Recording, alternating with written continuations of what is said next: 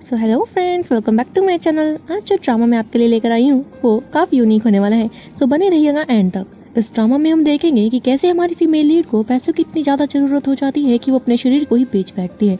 लेकिन क्या ये मजबूरी प्यार का नाम ले लेगी? तो ड्रामा स्टार्ट करने से पहले आप मेरे चैनल को सब्सक्राइब करना मत भूलिएगा। ड्रामा की स्टार्टिंग हमारे मेल लीड मिस्टर लू से होती है, जो अपने दोस्तों के साथ बार में आए हुए थे। दरअसल उसके दोस्त ही उसे जबरदस्ती यहाँ पर लाए थे क्योंकि वो लड़कियों से दूर रहना पसंद करता था और उन्हें माइसोफोबिया भी है।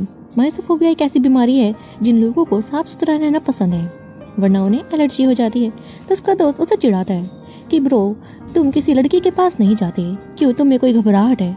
तो मिस्टर लू कहते हैं कि नहीं, मैं इन सब में दिलचस्पी नहीं रखता।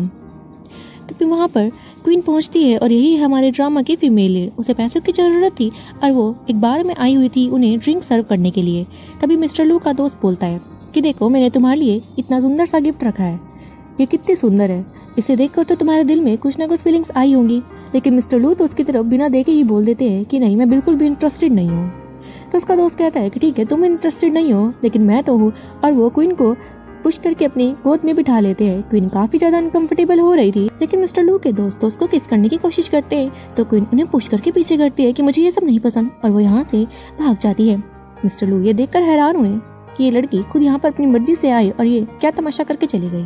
हम बाहर की तरफ क्वीन को देखते हैं जो बेसहारा रोते हुए नीचे बैठ जाती है। और तभी क्वीन के फोन में उसकी मॉम की कॉल आ जाती है। जैसे कॉल पर काफी ज्यादा डांट रही थी कि क्या तुमने पैसों का इंतजाम किया या फिर नहीं, या तुम यही चाहती हो कि मैं तुम्हारे भाई को मरने के लिए घर पर ही छोड़ दूं? अगर तुम पैसे जल्दी नहीं लाई ना तो मैं इसका इलाज नहीं करवाऊंगी। और यहाँ में पता लगता है कि क्वीन ये सब अपने भाई के इलाज के लिए करवा रही थी। उसकी हार्ट सर्जरी होने वाली थी। वो बहुत ज़्यादा रोने लग जाती है कि वो कैसे पैसे इकट्ठे करेगी। कि तभी मिस्टर लू वहाँ पहुँचते हैं और क्वीन उनसे रिक्वेस्ट करती है कि प्लीज़, मैं आप जो भी कहेंगे वो करने के लिए तैयार हूँ, मुझे अपने साथ ले चलिए। तो मिस्टर लू पहले तो उसे धक्का मारकर साइड में करते हैं, लेकिन फिर उससे पूछते हैं कि क्या तुम सच में तैयार हो? तो क्वीन बोलती है कि हाँ। तो वो उसे पीछे आने के लिए कहते हैं। अब वो दोनों रूम में थे और मिस्टर लू बोलते हैं कि तुम्हें पता है ना तुम्हें क्या करना है। क्वीन हामी भरती है और शावर लेने के लिए अंदर चली जाती है। कुछ टाइम बाद जब वो बाहर आई, मिस्टर लू सामने ही बैठे हुए थे और उसके बहुत ज़्यादा क्लोज चले जाते हैं। क्वीन ये सब देखकर अच्छा फील नहीं कर रही थी, लेकिन मिस्टर लू कहते हैं कि ये तो तुम्हारी ही चॉइस है ना, तो तुम मुझे अपना काम करने दो। और वो उसे बेड पर धकेलते हैं और उसे किस करना स्टार्ट करते हैं। ये सीन काफ़ी ज़्यादा रोमांटिक हो चुका था और क्वीन भी अपने होश में नहीं रहती। वो दोनों इंटीमेट हो जाते हैं और सुबह के समय जब मिस्टर लू की आंख खुली तो वो क्वीन की तरफ देखकर कहते हैं कि ऐसा कैसे हो सकता है, मैं तो किसी भी लड़की के पास जाना पसंद नहीं करता, तो इस लड़की में ऐसा क्या खास था?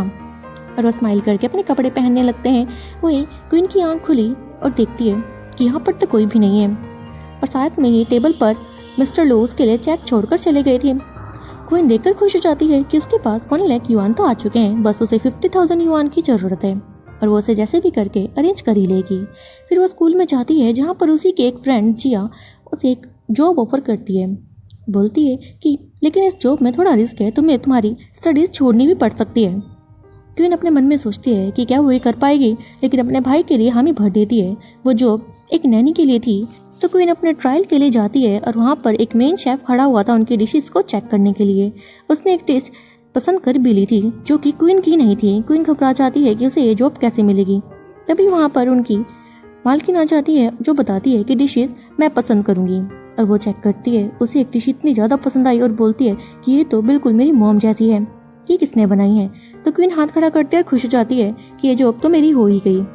और वो लेडी भी क्वीन को ही सिलेक्ट करती है और साथ में कॉल लगाती है कि आज रात तुम डिनर पर आ जाना, मैंने तुम्हारे लिए डिशेस तैयार करने के लिए नैनी ढूंढ ली है। अब सीन रात की तरफ शिफ्ट करते हैं जहाँ पर मेन शेफ सभी को उनका काम समझा रहा था और यंगर मास्टर के आने का टाइम भी हो चुका था। मेन शेफ बताता है कि हमारे बॉस को माइसोफोबिया है, तो डस्ट बिल्कुल भी नहीं होनी चाहिए। और यहाँ से हमें पता लगता है कि उनका यंगर मास्टर और कोई नहीं मिस्टर लू ही थे। वो आकर डाइनिंग टेबल पर बैठते हैं और उनकी मॉम भी वहीं पर बैठी हुई थी। तभी वहाँ पर क्वीन आती है डिशेस लेकर और उनका मेन शेफ उसे समझाता है कि तुम्हें मास्टर के सामने सर झुकाकर जाना है और उन्हें सेड्यूस करने की कोशिश तो बिल्कुल भी नहीं करनी है, वरना मास्टर को गुस्सा आ जाता है। उन्हें लेडीज़ बिल्कुल भी नहीं पसंद और डस्ट तो बिल्कुल भी नहीं। तभी वहाँ पर वो जैसे ही खाना देने के लिए आती है तभी उसकी मोमो से रोक देती है कि क्वीन, तुम मिस्टर लू को नहीं जानती ना? लू ये तुम्हारी न्यू नैनी है, ये खाना बहुत अच्छा बनाती है इतनी छोटी एज में भी, तो मैं तुम्हें इनसे मिलाना चाहती हूँ। अब जब लू की नज़र क्वीन पर गई वो तो हैरान ही हो गया कि यहाँ पर क्या कर रही है और खांसने लगता है। क्वीन भी जब मिस्टर लू को देखती है वो तो डर जाती है कि अब ये मेरे बारे में क्या सोचेंगे। मिस्टर लू कहते हैं कि तुम्हें यहाँ पर काम करने की क्या ज़रूरत पड़ गई, तो उसकी मम कहती है कि तुम मुझसे ऐसे बात क्यों कर रहे हो। अब क्वीन तो अपने मन ही मन उस रात को याद कर रही थी कि जिस दिन वो मिस्टर लू के साथ इंटीमेट हुई थी और उसके पास बोलने के लिए कुछ भी नहीं था। वही मिस्टर लू उसकी टांग खींचने के लिए कह देते हैं कि तुमने डिशेस तो काफ़ी अच्छी बनाई है, ये खाने में काफ़ी अच्छी है और तुम भी। जिस पर उसकी मॉम बोलती है कि तुम ये क्वीन से किस तरीके से बात कर रहे हो। तो मिस्टर लू कहते हैं कि मैं तो श्रिम्प्स की ही बात कर रहा था मॉम। तो उसकी मॉम हंसकर इस बात को टाल देती है। वही क्वीन भी बहाना बनाकर यहाँ से अपने रूम की तरफ चली जाती है और इसी बारे में सोच रही थी कि मिस्टर लू मेरे बारे में क्या ही सोच रहे होंगे कि मैं यहाँ पर फिर से पैसों के लिए आ गई हूँ या फिर उन्हें सिड्यूस करने के लिए। लेकिन फिर वो अपने फ़ोन में अपने भाई की फ़ोटो देखती है और अपने आप से बात करते हुए कहती है कि अगर मैं ये काम नहीं करूँगी ना तो मेरे भाई की हार्ट सर्जरी कंप्लीट नहीं हो पाएगी, तो मुझे ये काम कंटिन्यू करना ही होगा, भले ही मिस्टर लू मेरे बारे में कुछ भी सोचे। लेकिन वो मुझे यहाँ पर काम करने क्यों देंगे। उसके दिमाग में 100 तरह के क्वेश्चंस चल रहे थे और वह मिस्टर लू भी क्वीन के बारे में ही सोचते हैं। उनका अपने काम में बिल्कुल भी ध्यान नहीं लग रहा था और वो अपने आप से पूछते हैं कि आखिर मुझे उस लड़की में ऐसा पसंद क्या ही आ गया। मुझे इतनी लड़कियां अप्रोच करती है लेकिन मेरा सारा ध्यान उसी लड़की पर है। और वो अपना काम छोड़कर क्वीन के रूम में चले जाते हैं। क्वीन को जब डोर नॉक करने की आवाज़ सुनाई दी वो बाहर जाकर देखती है कितनी रात को आखिर कौन हो सकता है। जब उसे मिस्टर लू वहाँ पर नजर आए वो घबरा जाती है कि आपको इतनी रात को क्या काम है। तो मिस्टर लू कहते हैं कि ये क्वेश्चन तो मुझे करना चाहिए कि तुम्हें मैंने इतने रुपए दिए थे तो तुम यहाँ पर क्यों आ गई, क्या तुम मुझे ब्लैकमेल करना चाहती हो। क्वीन कहती है कि ऐसा बिल्कुल भी नहीं है, मेरे पास पैसों की शॉर्टेज है। मिस्टर लू बोलते हैं कि मैंने तुम्हें इतने ज़्यादा पैसे दिए थे कि तुम अपना बिजनेस भी स्टार्ट कर सकती थी, लेकिन तुमने ऐसा नहीं किया। क्या तुम मुझे फॉलो कर रही हो। क्वीन कहती है कि नहीं, मुझे बस पैसों की ज़रूरत है। तो मिस्टर लू कहते हैं ठीक है, तुम मुझे बताओ कितने रुपए चाहिए, मैं तुम्हें दूंगा। लेकिन क्वीन साफ इनकार करती है कि मैं अपनी मेहनत से इन पैसों को कमाना चाहती हूँ। वही मिस्टर लू उसके क्लोज आने की कोशिश करते हैं कि मुझे तो तुम्हारे इरादे कुछ और ही लग रहे हैं। और वही उन्हें किसी की छींकने की आवाज़ सुनाई दी और हमें पता लगता है कि रूम के बाहर तो मास्टर शेफ भी घूम रहे थे। और क्वीन कहती है कि आपको यहाँ से चले जाना चाहिए, ये अच्छा नहीं लगेगा अगर हमें कोई ऐसे देख लेगा। तभी मिस्टर लू के हाथ से एक गिलास गिर जाता है जिसकी आवाज़ सुनकर वो मास्टर शेफ तो उनके डोर पर ही आ जाते हैं और बार बार डोर नॉक करके कहते हैं कि क्वीन जरा दरवाज़ा खोलो, तुम यहाँ पर क्या सामान तोड़ रही हो, क्या तुम्हें पता भी है यहाँ पर एक सामान की कीमत कितनी है। क्वीन कहती है कि नहीं, मैंने कोई सामान नहीं तोड़ा और मैं भी बिल्कुल ठीक हूँ। वो बार बार मना कर रही थी लेकिन मास्टर शेफ नहीं मानते। तो मिस्टर लू परेशान हो जाते हैं और क्वीन को पकड़ते अपनी तरफ खींचते हैं और उसे किस करना स्टार्ट करते हैं। क्वीन कुछ बोल ही नहीं पा रही थी। वो दोनों इतने ज़्यादा क्लोज हो गए थे कि अब इंटीमेट फिर से हो जाते हैं। सुबह के समय जब क्वीन की आंख खुली उसकी बैक में बहुत ज़्यादा पेन हो रही थी और मास्टर शेफ उसे बोलते हैं कि तुम अभी तक सो रही हो, क्या तुम्हें रूल्स और ड्यूटी का नहीं पता कि तुम्हें कितने बजे उठना चाहिए। तो क्वीन कहती है कि हाँ मैं बस अभी आ रही हूँ। सीन शिफ्ट करते हैं डाइनिंग टेबल पर जहाँ पर सभी ब्रेकफास्ट के लिए बैठे हुए थे। वहाँ पर हम मिस्टर लू के भाई केविन और उसकी ग्रैंड मदर को भी देखते हैं। केविन मिस्टर लू से कहता है कि भाई आपका एंटार्कटिका का ट्रिप कैसा रहा, आपने तो बहुत मजे किए होंगे। तो ग्रैंड माँ डांट कर कहती है कि वो एक बिजनेस मीटिंग के लिए वहाँ पर गया था, तुम्हारे लिए मजे करने के लिए नहीं जाता है, तुम्हें अपने भाई से कुछ सीखना चाहिए। देखो उसने 25 की एज में ही PhD भी कंप्लीट कर ली। वो अपनी पढ़ाई में बहुत अच्छा है और बिजनेस को लेकर तो हमें उससे कोई शिकायत ही नहीं। बस शिकायत तो एक ही चीज़ की है कि ये शादी करने के लिए हाँ ही नहीं कर रहा। मिस्टर लू बात काटने के लिए उल्टा केविन को बोलते हैं कि केविन तुम्हारी भी तो ग्रेजुएशन कंप्लीट होने वाली है, तो क्या तुमने कोई गर्लफ्रेंड नहीं देखी। मेरी शादी तो चलो होगी जब होगी, लेकिन तुम्हारी शादी में डिले नहीं होना चाहिए। तो ग्रैंडमा कहती है कि लूयान सही कह रहा है, मुझे कोई तो मेरे पड़पोतों की शक्ल दिखा दो। केविन तुम ही शादी कर लेना, लू से तो मुझे कुछ उम्मीद नहीं है। तो केविन कहता है कि हाँ मैंने अपनी गर्लफ्रेंड देखी हुई है। तो केविन की मम्मा एक्साइटेड होकर पूछती है कि आखिर कौन है वो लड़की। तो केविन बताता है कि वो मेरी ही क्लासमेट है, बहुत ज़्यादा सुंदर है, पढ़ाई में बहुत ज़्यादा इंटेलिजेंट है। उसकी मम खुश हो जाती है। केविन कहता है बस एक ही प्रॉब्लम है मॉम, उसने अभी तक मुझे अपना बॉयफ्रेंड एक्सेप्ट नहीं किया है, लेकिन मैं हार नहीं मानने वाला। तभी क्वीन भी कुछ डिशेस के साथ बाहर की तरफ आती है और केविन की नज़र जब क्वीन पर गई वो तो हैरान ही हो गया। वो उछल कर खड़ा होता है कि क्वीन तुम यहाँ पर क्या कर रही हो। तो मिस्टर लू बात टालने के लिए कह देते हैं कि यहाँ पर अपनी इंटर्नशिप के लिए आई है, क्या तुम इसे जानते हो। केविन कहता है कि भाई मैं जिस लड़की की इतनी देर से बात कर रहा हूँ वो और कोई नहीं क्वीन ही तो है। मिस्टर लू के पैरों तले जमीन ही खिसक गई थी कि ये सब ये क्या बकवास करे जा रहा है। उनकी शक्ल पे साफ जलन दिख रही थी कि वो क्वीन के बारे में सब बोल ही क्यों रहा है। लेकिन तभी उसकी मोमो से इशारा करती है कि बैठकर पहले खाना खाओ। और क्वीन यहाँ से बहाना बनाकर वापस चली जाती है और केविन तो काफ़ी शर्माते हुए अपनी मॉम को कहता है कि मॉम, मुझे तो यकीन ही नहीं हो रहा है क्या ये गॉड का कोई प्लान है। और वो खाना बीच में ही छोड़कर यहाँ से चला जाता है। पीछे से मिस्टर लू को भी अच्छा नहीं लग रहा था। वो भी कहते हैं कि मेरा भी खाना हो गया, मुझे भी कुछ काम है, मैं भी चलता हूँ। हम अंदर रूम में देखते हैं जहाँ पर केविन क्वीन को लेकर आया हुआ था और अपनी नीज पर आ जाता है। वो क्वीन से कहता है कि क्वीन, मुझे तो लगता है कि भगवान की कुछ और ही मर्जी है। मैं जानता हूँ तुम मुझे पसंद नहीं करती, तुमने मुझे रिजेक्ट भी कर दिया था, लेकिन ये वही पहला गिफ्ट है जो मैं तुम्हें देना चाहता था और आज तक मैं इसे अपने पास ही रखता आया हूँ। लेकिन मैं लास्ट पर ट्राई करना चाहता हूँ, क्या तुम मुझे इस काबिल समझती हो कि मैं तुम्हें पूरी लाइफ खुश रख पाऊंगा।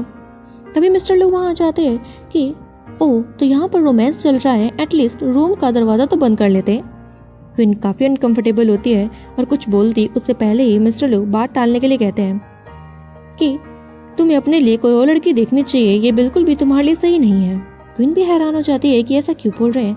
केविन कहता है कि भाई आप कहना क्या चाहते हैं। तो मिस्टर लू साफ बोल देते हैं कि शी इज़ नॉट क्लीन, ये बिल्कुल भी साफ नहीं है। क्वीन को ये सुनकर बहुत ही बुरा लगता है कि मिस्टर लू कितने ज़्यादा रूड इंसान है। इन्होंने एक बार भी नहीं सोचा कि एक लड़की के बारे में वो क्या बोल रहे हैं।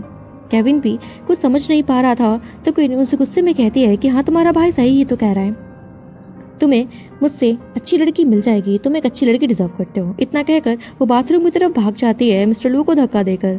बाथरूम में वो खुद से ही बात करते हुए रोती है कि मैं कहाँ फंस गई हूँ। तभी मिस्टर लू वहाँ आकर उसका फ़ोन मांगते हैं।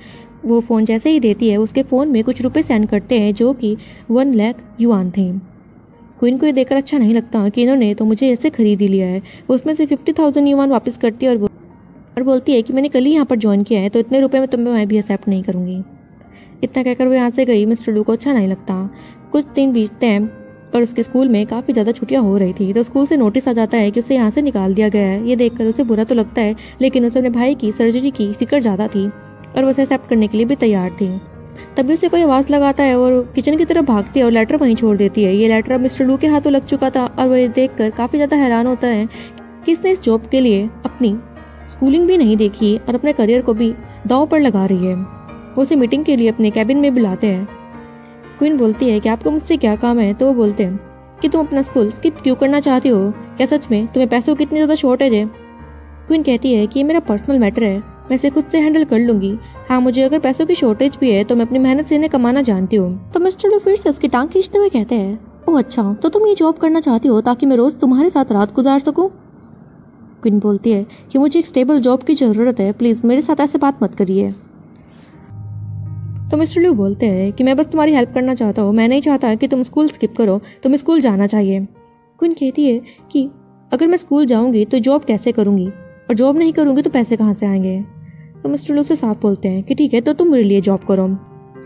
क्वीन को काफ़ी अनकंफर्टेबल लगता है कि ये मुझसे क्या करवाना चाहते हैं। तो मिस्टर लू कहते हैं कि मेरे साथ मेरे ही घर पर शिफ्ट हो जाओ, क्योंकि मैं आधे टाइम तो घर पर नहीं रहता, तो तुम खाना किसके लिए बनवाओगी।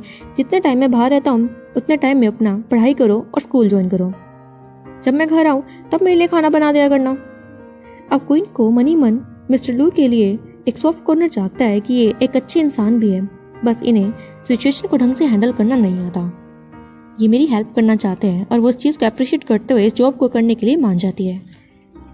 अब क्वीन मिस्टर लू के घर पर शिफ्ट हो चुकी थी। वो भी घर आ जाते हैं और वो डिनर तैयार करके उनके लिए रखती है। जैसे ही वो घर पर आए वो उन्हें भाग कर विश करने के लिए जाती है, लेकिन तभी उनसे टकरा जाती है। ये काफ़ी ज़्यादा क्यूट मोमेंट था। मिस्टर लू अपनी जगह पर बैठते और काफ़ी खुश भी लग रहे थे। क्वीन कहती है कि ठीक है, मैं अभी और डिशेस लेकर आती हूँ, लेकिन तभी मिस्टर लू उसका हाथ पकड़कर उसे अपनी गोद में बिठाते हैं और कंटिन्यू किस करना स्टार्ट कर देते हैं। क्वीन को ये अच्छा नहीं लग रहा था, वो उन्हें मना भी करती है, लेकिन वो तो नहीं रुकते। वो उसे पॉजेसिवली किस कर रहे थे कि तभी क्वीन के हाथ में एक बाउल पड़ता है और वो उसी बाउल से मिस्टर लू के सर पर हिट कर देती है। लोग गुस्से में कहते हैं कि तुमने ये क्या किया, लास्ट टाइम तो तुम इस चीज़ को काफ़ी ज़्यादा इंजॉय कर रही थी। क्वीन को सुनकर बहुत ही बुरा लगता है कि इन्होंने मुझे समझ क्या रखा है, मैं इनके लिए कोई भी जॉब नहीं करूँगी। और वो घर से भागने का ट्राई करती है। कुछ दूर जाकर उसे कुछ गुंडे छेड़ते हैं, लेकिन मिस्टर लू वहाँ पहुंचकर उसकी जान बचा लेते हैं। लेकिन इस बीच उन्हें चोट भी आ जाती है और घर पर वो खुद ही उसकी ड्रेसिंग कर रहे थे। तभी क्वीन आकर उनसे माफ़ी मांगते हुए कहती है कि मैं ही आपकी ड्रेसिंग कर देती हूँ। वो उन्हें पट्टी बांधने लगती है तो मिस्टर लू कहते हैं कि इसमें मुझे ज़्यादा दर्द नहीं हो रहा है, दर्द तो मुझे तब हुआ था जब तुमने मुझे हिट किया। क्वीन उस पास्ट के सीन को याद करती है कि जब वो उसे किस करने की ज़बरदस्ती कोशिश कर रहे थे तो उसने उसे कैसे हिट किया था। और ये सब सोचकर उसे बुरा भी फील होता है। अब नेक्स्ट डे मॉर्निंग हम फिर से क्वीन को देखते हैं जो स्कूल पहुंच चुकी थी और अपनी फ्रेंड जिया का ही वेट करती है। तभी जिया वहां आती है और रात की पार्टी प्लानिंग के बारे में बताती है कि मैंने जगह देख ली है, तो क्या तुम जाने के लिए तैयार हो। क्वीन बोलती है कि हाँ बिल्कुल। तभी कुछ लोगों की उन्हें आवाज़ सुनाई दी जो कुछ ही दूरी पर ग्रुपिंग में खड़े हुए थे और यहाँ पर हमारे एक और मेल लीड डॉक्टर मो की एंट्री होती है। जिया क्वीन से कहती है कि तुम तो इन्हें पसंद करती थी ना, तो क्यों तुम भी इनके पास आकर उन्हें अप्रोच नहीं करती। जिया मनी मन सोचती है एक पास के सीन को जहाँ पर हमें पता लगा कि जब एक बार उसकी मॉम ने उसे मार पीट कर रूम से बाहर निकाल दिया था तो डॉक्टर मो ही थे जिसने कि उसकी मदद करी थी और कहा था कि फ्यूचर में तुम्हें कोई भी ऐसी प्रॉब्लम होगी तो तुम मुझे सबसे पहले बताना। सीन प्रेजेंट में आता है और क्वीन मनी मन सोचती है कि आज चीज़ें बहुत बदल चुकी है, ये सही नहीं होगा कि मैं डॉक्टर मो से बात तक करूँ, वो पता नहीं मेरे बारे में क्या सोचेंगे। तो जिया से कहती है कि नहीं हमें पार्टी के लिए अरेंजमेंट करने के लिए चलना चाहिए और वो इग्नोर करके वहाँ से जाते हैं। लेकिन डॉक्टर मो की नज़र भी क्वीन पर पड़ चुकी थी और उसे पहचान भी लेते हैं। अब सीन बार में शिफ्ट करते हैं जहाँ पर जिया क्वीन को लेकर पहुँच जाती है और बोलती है देखो तुम्हें ये प्लेस कैसे लगा। क्वीन खुश होती है लेकिन तभी उसके फ़ोन में मिस्टर लू का कॉल आया और पूछते हैं कि तुम कहाँ पर हो। तो क्वीन कहती है कि मैं फ्रेंड्स के साथ पार्टी में आई हूँ, मैं रात को शायद काम पर नहीं आ पाऊंगी। तो लू कहते हैं कि ठीक है तुम इंजॉय करो, मुझे कोई प्रॉब्लम नहीं। वे खुश हो जाती है कि आज इतने अच्छे से बिहेव क्यों कर रहे हैं। तभी वो अंदर की तरफ गए और देखते हैं कि सामने मिस्टर मो ही बैठे हैं ड्रिंक के साथ और वो उन्हें देख लेते हैं और काफ़ी शौक हुए। जिया तो कहती है कि ये तो बहुत ही अच्छा कॉन्फिडेंस है, हम आपके बारे में ही बात कर रहे थे और अब आप हमें मिल भी गए। वो क्वीन को भी उनके साथ मिलाती है, वो दोनों ने ज्वाइन करते हैं और तभी हम देखते हैं कि यहाँ पर तो डॉक्टर मो मिस्टर लू के साथ ही मीटिंग के लिए आए हुए थे, वो भी पीछे से आते हैं। क्वीन के तो शक्ल पे 12 बज चुके थे मिस्टर लू को देखकर कि यहाँ पर क्यों है, कहीं इनके सामने ये कुछ ऐसा ना बक दे कि मुझे एम्बेरस फील हो। डॉक्टर मो बोलते हैं क्या तुम एक दूसरे को जानते हो, लेकिन कैसे। तब मिस्टर लू सरकास्टिक से स्माइल देते हुए कहते हैं कि हाँ बिल्कुल मैं इसे जानता हूँ, मैंने इसकी हेल्प करी थी। क्वीन अब मनी मन सोच रही थी कि पता नहीं क्या बोलने वाले हैं। तो डॉक्टर मो पूछते हैं कि हेल्प कैसी हेल्प। लू बता देते हैं कि ये मुझे अप्रोच कर रही थी एक बार में। फिर वो थोड़ी देर का ब्रेक लेते हैं। अब क्वीन इनकम्फर्टेबल हो जाती है कि जो मैं नहीं चाहती थी ये वही कर रहे हैं, लेकिन मिस्टर लू उस बात को कवर करते हुए कहते हैं कि एक बार में पार्ट टाइम जॉब कर रही थी, इससे गलती से मेरे कपड़ों पर ड्रिंक गिर गई और मुझे अप्रोच किया कि मैं इसकी शिकायत ना करूं ताकि जॉब से ना निकले। तब जाकर क्वीन को राहत की सांस आती है कि फाइनली इन्होंने सच नहीं बताया। लेकिन अब मिस्टर लू अपनी हरकतों से बाज नहीं आते हैं, वो तो क्वीन की लेग्स को बार बार टच कर रहे थे। क्वीन काफ़ी अजीब सा बिहेव करती है तो डॉक्टर में पूछते हैं कि तुम ठीक फील कर रही हो ना। क्वीन कहती है कि हाँ कोई प्रॉब्लम नहीं है और वो बहाना बनाकर वॉशरूम की तरफ जाती है और मिस्टर लू भी पीछे पीछे चले जाते हैं। क्वीन कहती है कि यहाँ पर अगर उन्होंने कुछ बोल दिया तो मैं मिस्टर मो को अपना मुंह कैसे दिखाऊंगी, मुझे यहाँ से भाग जाना चाहिए। वो भागने की कोशिश करती है। मिस्टर लू भी वॉशरूम में आ जाते हैं और उसे बोलते हैं क्या तुम उसे पसंद करती हो। क्वीन कहती है कि मैं मिस्टर मो को पसंद नहीं करती। तो लोग बोलते हैं कि मैंने तो उनका नाम ही नहीं लिया, तो तुम्हें कैसे पता मैं किसके बारे में बात कर रहा हूँ। क्वीन अब चुप खड़ी थी और मिस्टर लू को काफ़ी गुस्सा आ जाता है और वो जेलस भी फील कर रहे थे। वो उसे गुस्से में किस करने लगते हैं कि तुम मेरी वुमेन हो, तुम मेरे साथ सोई हो। क्वीन उन्हें स्लैप करके पीछे करती है कि तुम्हारे से क्या मतलब, तुमने मुझे खरीदा नहीं है, ये मेरी चॉइस पर डिपेंड करता है। मिस्टर लू बोलते हैं कि चॉइस, तुम ये कैसी बातें कर रही हो, एक बार सोना और 100 बार सोने में कोई फ़र्क नहीं है और मुझे तुम्हारे साथ सोना पसंद है। तुम मेरी नीड पूरी कर रही हो और मैं तुम्हारी पैसे देकर, तो इसमें गलती क्या है अगर हम एक दूसरे की ज़रूरत को पूरा कर रहे हैं। तुम मेरी पहली वुमेन हो और मैं नहीं चाहता कि तुम किसी और के बारे में सोचो, प्रॉमिस करो कि तुम मेरी बनकर रहोगी। तो क्वीन को और भी गुस्सा आया और वो बोलती है कि एक चॉइस होना और एक चॉइस ना होना में भी बहुत बड़ा फ़र्क है। तुम्हारे लिए भले ही एक रात और 100 रातों में फ़र्क नहीं होगा, लेकिन मेरे लिए ये बहुत बड़ा डिफरेंस है। इतना कहकर वो गुस्से में हंसी एक कहकर चली जाती है कि मुझे तुम्हारे साथ कोई भी काम नहीं करना। मिस्टर लू बहुत ही गुस्से में थे कि उसने ऐसा क्यों कहा। अब नेक्स्ट सीन में हम मिस्टर लू को उनके घर पर देखते हैं जहां उन्होंने नोटिस किया कि क्वीन तो गुड बाय लेटर लिखकर इस जॉब छोड़कर चली जा चुकी है। ये देखकर उन्हें बिल्कुल भी अच्छा नहीं लगा। वही क्वीन अपने घर पहुंची हुई थी अपने भाई को। पहले तो वो सरप्राइज देती है कॉमिक के साथ। उसका भाई काफ़ी खुश हो जाता है कि दीदी फाइनली आप मुझसे मिलने के लिए आ गई और मैंने सुना है कि आप मेरी सर्जरी के लिए पैसे भी इकट्ठे कर रही है। उसके लिए आपको तो बहुत काम करना पड़ रहा होगा, मैं नहीं चाहता कि मेरी दीदी को इतनी परेशानी हो। तो क्वीन काफ़ी इमोशनल हो जाती है अपने भाई की कंसर्न को देखकर और बोलती है कि ऐसा कुछ भी नहीं है, तुम्हारी दीदी बहुत सारे पैसे फ्यूचर में कमाएगी और तुम्हें एक अच्छी लाइफ देगी। तभी वो वहाँ पर पड़ी हुई लिक्वर की बोतल्स को क्लीन करने लगती है और वहीं पर उसके स्टेप फादर आकर उसके साथ ज़बरदस्ती करने लग जाते हैं, जिस पर क्वीन को गुस्सा आया और वो उन्हें धक्का मारकर दूर करती है कि आपकी हिम्मत भी कैसे हुई मुझे टच करने की। तो उसके फादर बोलते हैं कि तुम इतना बुरा क्यों लग रहा है, और अगर मैं सच कहूँ तो तुमने 2 दिन में इतने रुपए कमाए हैं तो ये इतने आसानी से तो नहीं कमाए जाते। तुम पक्का किसी के साथ रात गुजार कर तो आई होगी, तब तुम्हें ये चीज़ें बुरी लग रही है।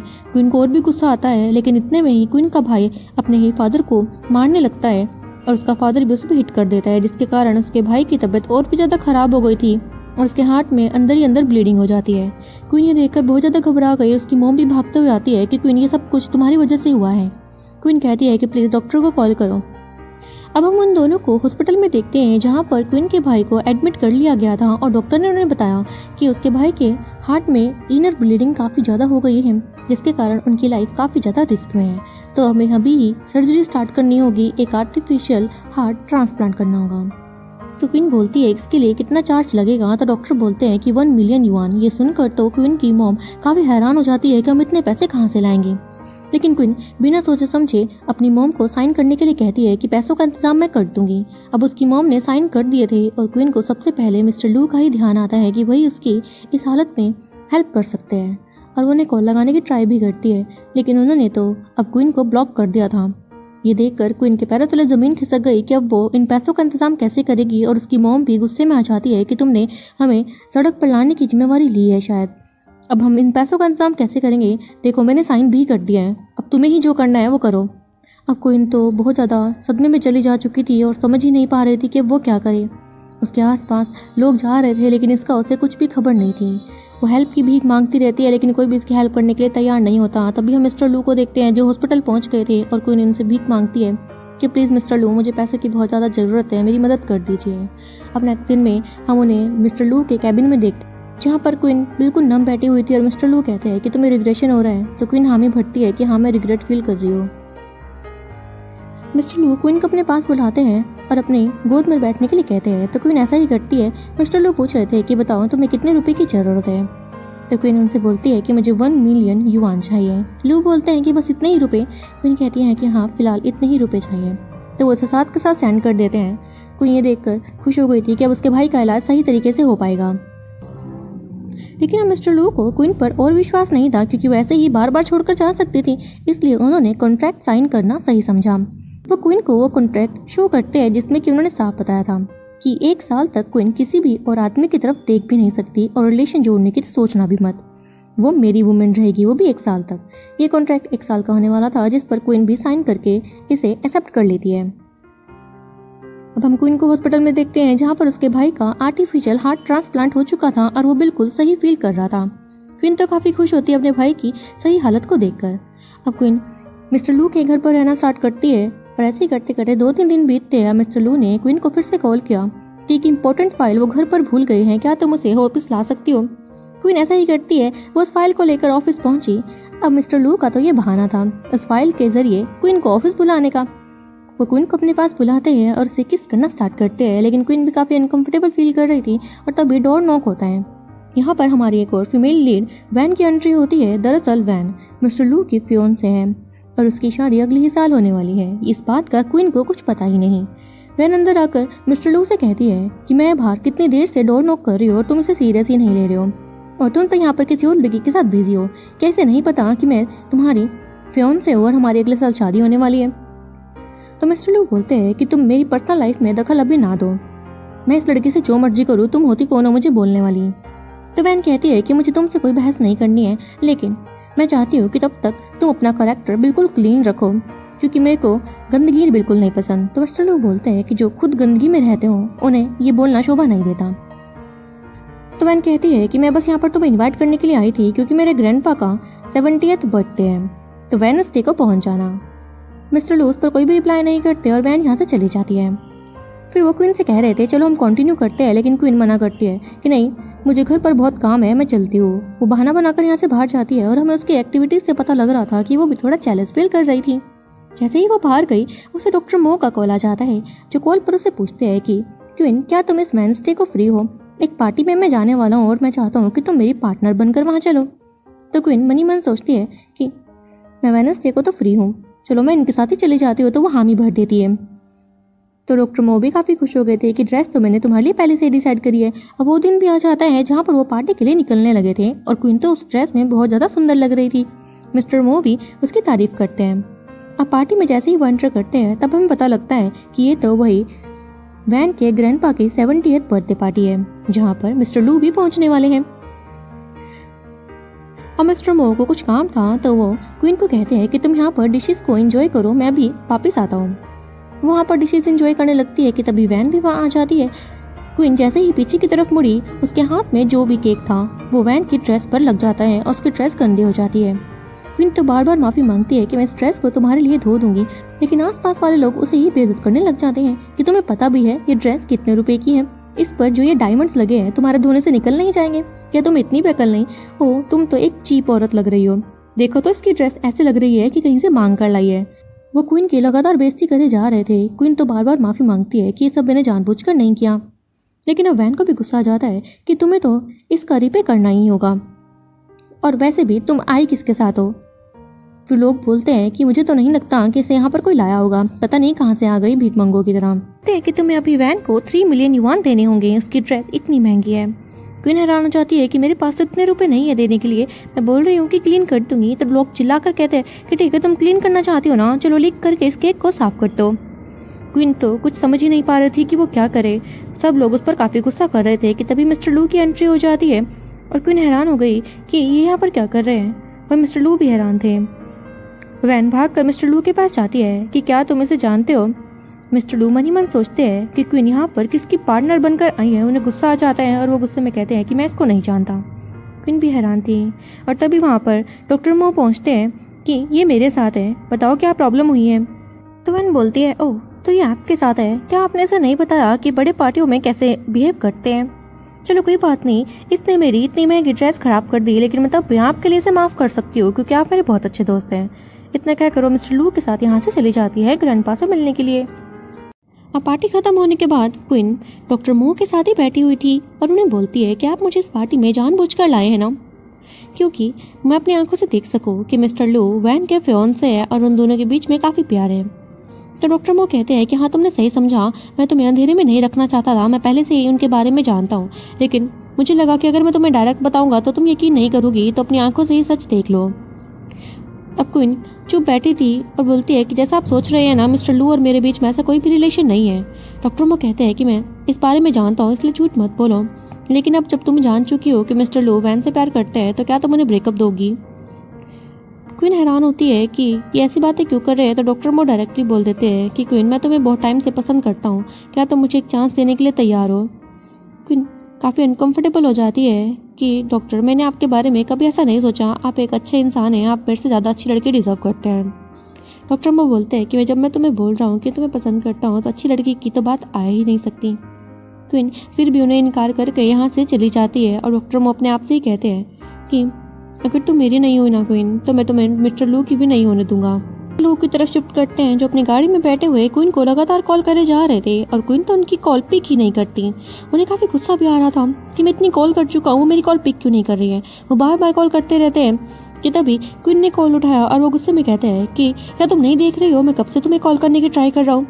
तो क्वीन बोलती है कि मेरे फोन म्यूट था, मुझे पता ही नहीं लगा कि आप मुझे कॉल कर रहे हैं। तो वो पूछते हैं कि तुम कहाँ पर हो, तो वो बताती है कि मैं घर पर हूँ। तो लोग कहते हैं वही इंतजार करो, मैं अभी पहुँच रहा हूँ। और वो सीधा घर पहुँचते हैं भागते हुए और देखते हैं कि क्वीन तो वहीं पर बैठी है और बुक रीड कर रही है और उनकी तरफ देख भी नहीं रही। तो लोग बोलते हैं कि तुम मुझे इग्नोर करने की कोशिश क्यों कर रही हो, क्या तुम्हें नहीं पता लगा कि मैं घर पर आ गया हूँ। तो क्वीन कहती है कि मुझे आखिरकार पता है ही क्या, मुझे तो आपकी शादी के बारे में भी पता नहीं था कि आपका और वैन के बीच में रिलेशन भी है। तो मिस्टर लू उसके पास आकर कहते हैं कि अभी भी मैं सिंगल हूँ, मेरी शादी 1 साल बाद होने वाली है और हम तो 1 साल के कॉन्ट्रैक्ट में बंधे हुए हैं ना, तो तुम्हें इस बात से क्या लेने देना। क्वीन कहती है कि हाँ आप सही तो कह रहे हैं। तब मिस्टर लू को रियलाइज होता है कि क्या क्वीन तुम जेलस फील कर रही हो। तो क्वीन कहती है कि मैं जेलस क्यों फील करूंगी, मुझे आपको लेकर कुछ भी फीलिंग नहीं है। तो मिस्टर लू बोलते हैं कि तो इसमें प्रॉब्लम ही क्या है, 1 साल तक तुम मेरी वुमेन हो, तुम्हारी तरफ कोई देख नहीं सकता और तुम भी किसी और के साथ रिलेशन नहीं बना सकती। एज सिंपल मैं भी वैन के साथ रिलेशन में नहीं हूँ। तो क्वीन कहती है कि ऐसा तो कॉन्ट्रैक्ट में कहीं नहीं लिखा था, लेकिन ये बात भी सच है कि आपने मेरी मदद करी है 1 मिलियन युआन देकर, तो मैं अब उस रुपए को वापस करने की पूरी कोशिश करूंगी और जैसे ही उन्हें लौटा दूंगी मैं आपको छोड़कर चले जाने वाली हूँ। मिस्टर लू को गुस्सा आता है कि तुम अभी भी मुझे छोड़ने की बात कर रही हो। क्वीन हामी भरती है और मिस्टर लू यहाँ से गुस्से में चले जाते हैं। अब हम नेक्स्ट डे देखते हैं जहाँ पर क्वीन ने मिस्टर लू के लिए खाना तैयार कर दिया था और साथ में एक चिट भी छोड़कर जाती है कि मैं अब काम पर जा रही हूँ, आपके पैसे लौटाने भी तो है ना। और मिस्टर लू ने वो लेटर पढ़ा और उन्हें फिर से गुस्सा आ जाता है कि क्वीन तुम कितनी भी कोशिश कर लो, मैं तुम्हें अपने से अलग नहीं होने दूंगा। अब हम क्वीन को एक कैफ़े में देखते हैं जो पहले की तरह अपने काम में लगी हुई थी और अपने आप से बात करते हुए कहती है कि मैं अपनी पुरानी लाइफ में वापस आ चुकी हूँ, हमें जैसे भी करके 1 मिलियन युआन मिस्टर लू को वापस करने ही होंगे अपनी फ्रीडम के लिए। तभी हम मिस्टर मो को भी सेम कैफ़े में नोटिस करते हैं और वो आते सार ही क्वीन से कहते हैं कि मैं तुम्हें कितने टाइम से मैसेज कर रहा हूँ, तुम उसे सीन ही नहीं कर रही हो। तो क्वीन बोलती है कि सॉरी मेरा फ़ोन म्यूट था, मैं देख ही नहीं पाई, लेकिन आपको मुझसे इतनी अर्जेंट क्या बात करनी थी। तो मिस्टर मो कहते हैं कि मैंने सुना कि तुम्हारी मिस्टर लू से बहस हो गई है, क्या तुम्हारा ब्रेकअप हो चुका है। तो क्वीन बोलती है कि नहीं ऐसा कुछ नहीं है और मैं आपको दोबारा बोल रही हूँ कि हमारे बीच में जो रिलेशन है आप उसे नहीं समझ सकते। और अपने आप में मन में ही कहती है कि मैं कैसे बताऊँ मिस्टर मो आपको कि हमारे बीच में क्या रिलेशन है। लेकिन वो उसे आधी बात बताती है कि उसने मिस्टर लू से कुछ रुपए उधार लिए हैं और वो कीमत छोटी मोटी नहीं 1 मिलियन युआन है और मुझे उन्हें वो वापस करने हैं, तब तक मैं उनके साथ रिलेशन में बंधी हूँ। डॉक्टर मो कहते हैं कि तुम मुझसे भी तो हेल्प ले सकती हो, मैं तुम्हें रुपए देने के लिए तैयार हूँ।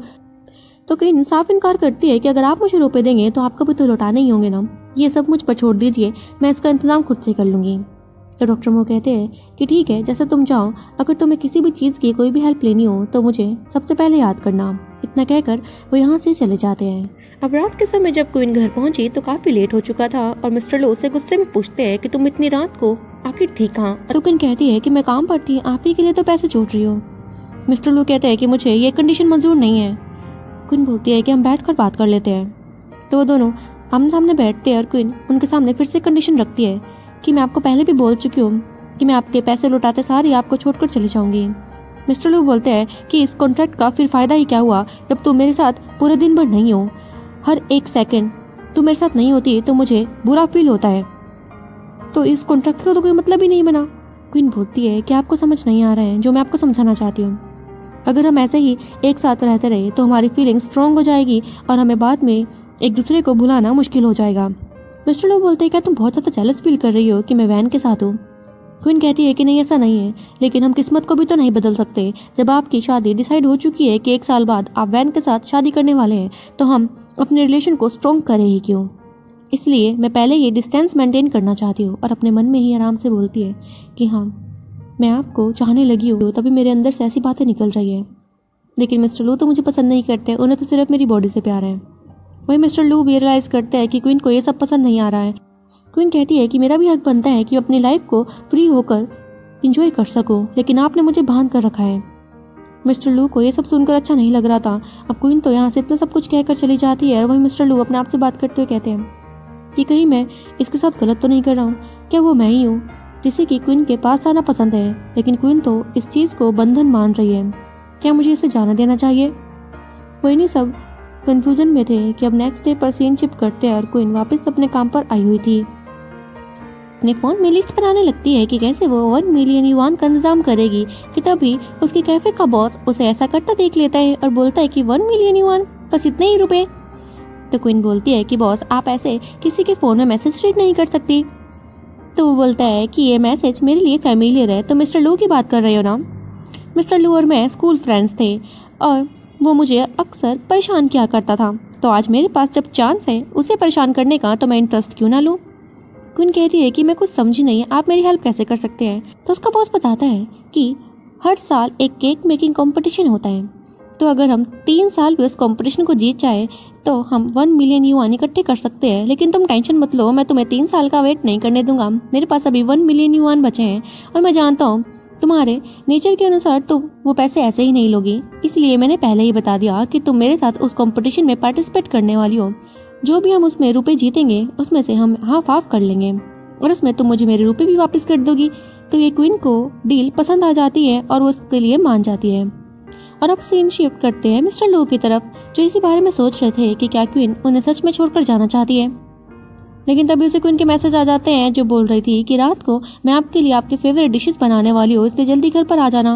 वो खुश हो जाता है और अपनी सारी मीटिंग्स भी डिले कर देता है। अब हम घर पे क्वीन को देखते हैं जिसने कि बैग पैक किया हुआ था और खाना बनाने के लिए किचन में जाती है। अब मिस्टर लू भी घर आ जाते हैं और उन्होंने देखा कि वहाँ पर सारा खाना तैयार है और उसे देखकर वो खुश हो जाते हैं कि शायद क्वीन ने अपना डिसीजन चेंज कर लिया है। वो खाने के लिए बैठे ही थे और क्वीन से कहते हैं कि क्वीन, तुम अपना डिसीजन चेंज कर चुकी हो ना। क्वीन साफ इनकार करती है और पैसों से भरा बैग टेबल पर रखती है और बोलती है कि ये रहे आपके 1 मिलियन युआन और अब मैं आपको छोड़कर जा रही हूँ। मिस्टर लू को बहुत ही गुस्सा आ जाता है और वो क्वीन के पास आकर उससे पूछते हैं कि तुम मुझे छोड़ने की सोच भी कैसे सकती हो, मुझे ये मंजूर नहीं है। क्वीन कहती है कि हमारे बीच में यही बात हुई थी, अब आप इससे नकार नहीं सकते। तो मिस्टर लू कहता है तुम्हारे पास इतने पैसे आए कहाँ से? क्या तुम डॉक्टर मो के साथ दांत गुजार कर आई हो? उन्होंने तुम्हें हेल्प करी है? तो क्वीन को ये बात सुनकर गुस्सा आ जाता है, लेकिन उसका बस नहीं चल रहा था। लेकिन मिस्टर लू को भी काफी गुस्सा आ जाता है और वो पॉजिटिवली क्वीन को किस करे जा रहे थे कि तुम मेरे अलावा किसी और आदमी के बारे में सोच भी कैसे सकती हो, मैंने तुम्हें इसके लिए परमिशन नहीं दी। क्वीन अब वहाँ पर रखी हुई चॉपस्टिक से अपने गले पर पॉइंट करती है कि अगर तुम मुझसे दूर नहीं हुए तो मैं खुद की जान ले लूंगी, मुझे फोर्स मत करो।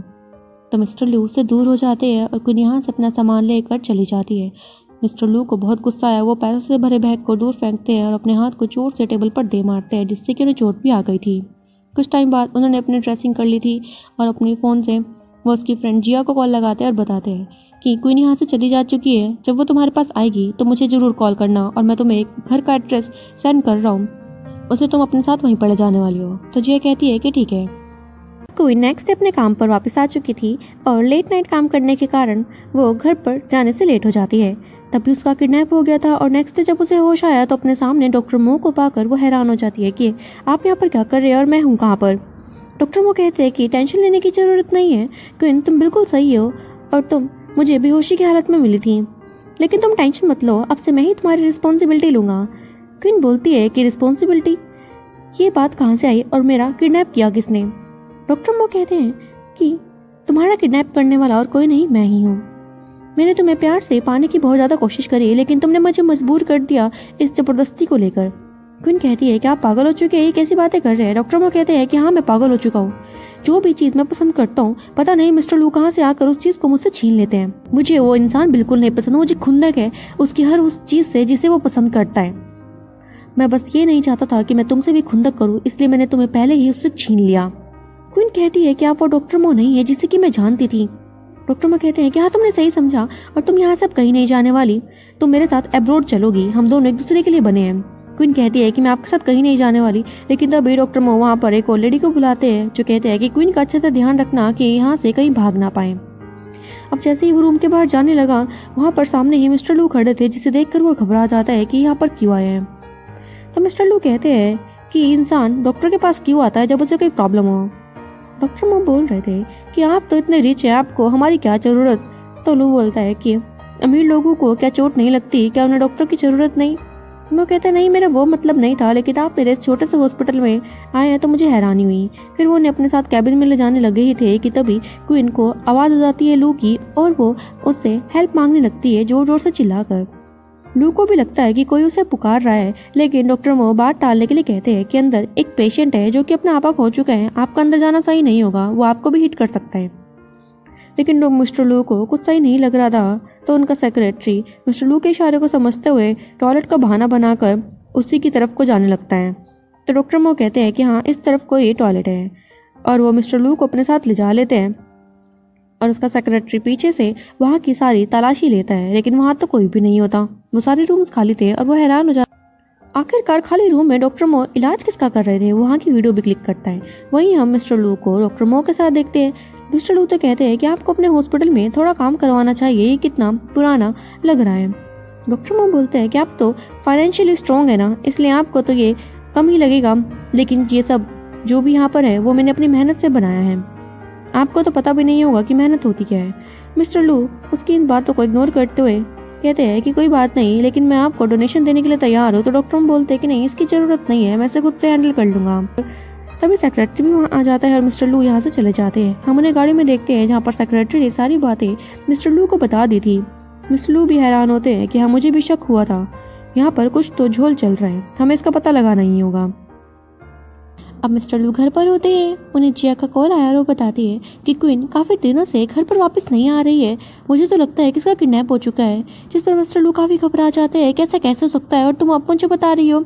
जिया बोलती है कि मुझे तो लगा था कि वो अपने काम की वजह से ही बिजी है, लेकिन अब वो काफ़ी टाइम से घर नहीं आ रही है और मैंने उसके काम वाली जगह पर पूछा तो वो भी कह रहे हैं कि वो तो काम पर भी नहीं आ रही है। तभी मुझे शक हुआ और मैंने आपको इन्फॉर्म कर दिया। मिस्टर लू अब अपने आदमी को बोलते हैं उसके पता लगाने के लिए, और उसके सेक्रेटरी ने पता लगा भी लिया था कि क्वीन यहाँ से डॉक्टर मो के साथ अब्रॉड जाने वाली है और उनकी फ़्लाइट परसों की ही है। अब हम परसों के टाइम पे देखते हैं जहाँ पर क्वीन डॉक्टर मो के साथ ही थी और वो एयरपोर्ट पर थे। डॉक्टर मो ने क्वीन के भाई को किडनैप करवा लिया था ताकि क्वीन उनकी सारी बातें माने, और क्वीन को ना चाहते हुए भी ऐसा ही करना पड़ता है। अब एयरपोर्ट पर मिस्टर लू भी पहुंच जाते हैं और अनाउंसमेंट करते हैं कि क्वीन तुम जहाँ पर भी हो मेरे पास वापस आ जाओ। क्वीन वहाँ से भागने की कोशिश करती है लेकिन मिस्टर मो से धमकी देते हैं कि मुझे तो लगता है कि तुम अपने भाई से प्यार नहीं है, क्या तुम चाहती हो कि मैं उसे जान से मार दूँ। तो क्वीन का कोई भी बस नहीं चलता, उसे ना चाहते हुए भी मिस्टर मो के साथ अब्रॉड जाना पड़ जाता है और मिस्टर लू उसे नहीं ढूंढ पाते। अब हम उन्हें अब्रॉड में देखते हैं जहाँ पर 2 दिन से क्वीन ने कोई भी खाना नहीं खाया था और डॉक्टर मो तो उसे खाना खाने के लिए बहुत ज़्यादा फोर्स करते हैं कि अगर तुम ऐसा करोगी तो तुम कैसे बचोगी, तुम पता नहीं है क्या मैं तुमसे बहुत प्यार करता हूँ, तुम्हारे भी पेरेंट्स नहीं है और मेरे भी पेरेंट्स नहीं है, हम दोनों को ही प्यार नहीं मिला है, तो क्यों ना हम एक दूसरे के साथ अपने फीलिंग्स को शेयर करें, हम दोनों की सिचुएशन बिल्कुल एक जैसी है। तो मुझे बुरा समझती हो ना, लेकिन ऐसा बिल्कुल भी नहीं है, तो मुझे जानने की कोशिश तो करो। क्वीन उसे रिक्वेस्ट करती है कि प्लीज़ मुझे यहाँ से जाने दो, मैं तुम्हें लेकर कुछ भी फील नहीं करती। तो डॉक्टर मो को गुस्सा आ जाता है और वो उसे पॉजिटिवली किस करने लगता है, लेकिन तभी वहाँ पर लेडी आ गई थी जो उसे बोलती है कि आपके लिए कुछ इंपॉर्टेंट कॉल आया है, आपको उनसे बात कर लेनी चाहिए। अब कॉल पर उसे पता लगता है उसके ये आदमियों के थ्रू कि मिस्टर लू तो उसे पागलों की तरह ढूंढ रहे हैं, जैसे वो उसे ढूंढने के उसे मार भी सकते हैं, इसलिए वो क्वीन को छोड़ दे। लेकिन इस बार डॉक्टर मो कहते हैं कि मैं हार नहीं मानूंगा, उसे आने दो, मैं उसे इस बार अच्छा सबक सिखाने वाला हूँ। अब जैसे ही 2-3 दिन बीतते हैं वहाँ पर मिस्टर लू पहुँच चुके थे डॉक्टर मो को ढूंढते हुए, और डॉक्टर मो कहते हैं कि मैं तो तुम्हारा ही वेट कर रहा था, स्कूल के बाद हम दोनों दोस्त काफ़ी टाइम से ढंग से नहीं मिल पाए थे, तो क्यों ना आज हम इस चीज़ को अच्छे से सेलिब्रेट करें। मिस्टर लू बोलते हैं मुझे कोई भी फालतू बात नहीं करनी है, मैं जानता हूँ क्वीन तुम्हारे पास है, मैं उसे लेने के लिए यहाँ पर आया हूँ, उसे जल्दी बुलाओ, वो जहाँ पर भी है। तो डॉक्टर मो कहते हैं इतनी भी क्या जल्दी है, हाँ वो मेरे पास ही है, लेकिन मुझे थोड़ा तो इंजॉय करने दो, मैं देखना चाहता हूँ कि जब तुम्हारी चीज़ कोई तुमसे छीनता है तो तुम्हें कैसा फील होता है, क्योंकि तुमने तो मेरी से हर बार मेरी चीज़ें छीनने की ही कोशिश करी है।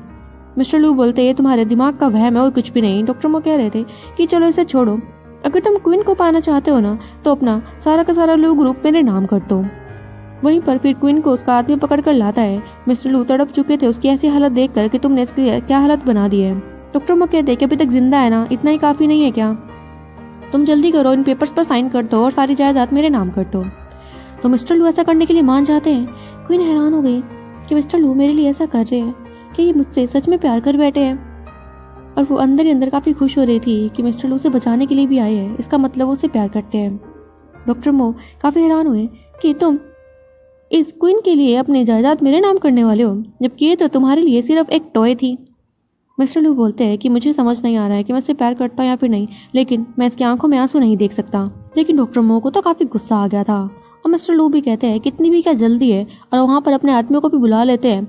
अब डॉक्टर मो से ज़्यादा तो मिस्टर लू के आदमी वहाँ पर इकट्ठे हो गए थे, जिसने कि डॉक्टर मो के आदमी को ही पीटना स्टार्ट कर दिया था और क्वीन को वो छुड़ा देते हैं। डॉक्टर मो को फिर से वो हारते हुए नजर आते हैं, तो अपने जेब से नाइफ निकाल कर वो सोचते हैं कि क्यों ना मैं क्वीन को ही जान से मार दूँ, मिस्टर लू को मैं जीतने नहीं दे सकता।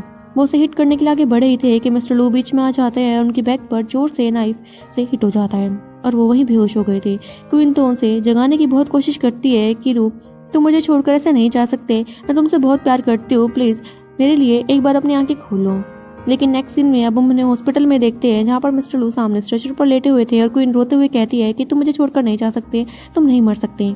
तभी उनके कैफे का बॉस वहाँ पर आया कि तुम रो क्यों रही हो, लू को कुछ भी नहीं हुआ है, ये बस नाटक कर रहा है। तभी लू एक आंख खोलकर क्वीन की ऐसी हालत को देखकर हंसने लगता है और उसे टीज करता है कि तुम्हें मेरी इतनी परवाह है। क्वीन उसे हिट करती है कि तुमने मुझे डराने की कोशिश करी भी कैसे, मेरी तो जान निकलने वाली थी तुम्हारी ऐसी हालत को देखकर। और जैसे ही वो उठा वो उसे टाइटली हक कर लेती है कि प्लीज़ मेरे साथ दोबारा ऐसा भद्दा मजाक मत करना। लू भी कहता है कि तुम मुझे छोड़कर नहीं जाओगी ना। क्वीन कहती है कि कभी भी नहीं। वो दोनों हक करे हुए थे और उनका बॉस बोलता है कि मुझे पता है कि अगेन किसी स्टार्ट होने वाली है, उससे पहले मैं अपना काम खत्म कर लूँ। और वो मिस्टर लू से पूछते हैं कि आप डॉक्टर मो के खिलाफ क्या एक्शन लेना चाहते हैं, उनके खिलाफ बहुत सारे एविडेंस हमें कलेक्ट हो चुके हैं। तो मिस्टर लू बोलते हैं कि जो भी सरकार का फैसला होगा मुझे उसमें कोई भी प्रॉब्लम नहीं है, उसे सख्त से सख्त सज़ा मिलनी चाहिए। अब नेक्स्ट सीन में हम मिस्टर लू को क्वीन के साथ देखते हैं, जो कि बेडरूम में थे और वो दोनों एक दूसरे के साथ काफ़ी क्वालिटी टाइम स्पेंड कर रहे थे और साथ में अपने प्यार का इजहार भी करते हैं। मिस्टर लू तो यहाँ से क्वीन से कह देते हैं कि मैं अपने प्यार को समझ ही नहीं पाया। स्टार्टिंग में तो मुझे लगा कि मुझे तुम्हारी अपीयरेंस पसंद है, लेकिन एंड में आकर मुझे पता लगा कि मैं तो तुमसे प्यार पहली नज़र में ही कर बैठा था। आज तक मैंने अपनी लाइफ में किसी औरत को इतनी वैल्यू नहीं दी जितनी कि मैं तुम्हें पहली रात में ही दे चुका था। इन भी कहती है कि स्टार्टिंग में तो मुझे लगा कि आप सिर्फ मेरी बॉडी से प्यार करते हैं, लेकिन धीरे धीरे जब मुझे अंदर ही अंदर फील होने लगा कि मेरी फीलिंग्स आपको लेकर स्ट्रॉन्ग होती जा रही है, तो मैं डर गई कि एंड मोमेंट पर मुझे आपसे अलग होना ही होगा और अपने माइंड को समझाने लगी कि क्यों ना मैं अभी से ही आपको अपने से दूर कर दूँ। लेकिन मुझे क्या पता था कि हम दोनों की किस्मत जुड़ी हुई है और आज हम दोनों साथ में हैं और मुझे इससे बड़ी खुशी अपनी ज़िंदगी में कभी मिल ही नहीं सकती थी। वो दोनों साथ में काफ़ी खुश थे और फिर से नाइट स्पेंड करके इंटीमेट होते हैं और इस क्यूट मोमेंट के साथ हमारा ड्रामा भी खत्म हो जाता है। सो फ्रेंड्स, आपको इस ड्रामा की स्टोरी कैसी लगी मुझे कमेंट सेक्शन में अपने थॉट्स शेयर जरूर करना। सो मिलते हैं ऐसे ही और क्यूट रोमांटिक ड्रामास के साथ। Till then take care, bye bye.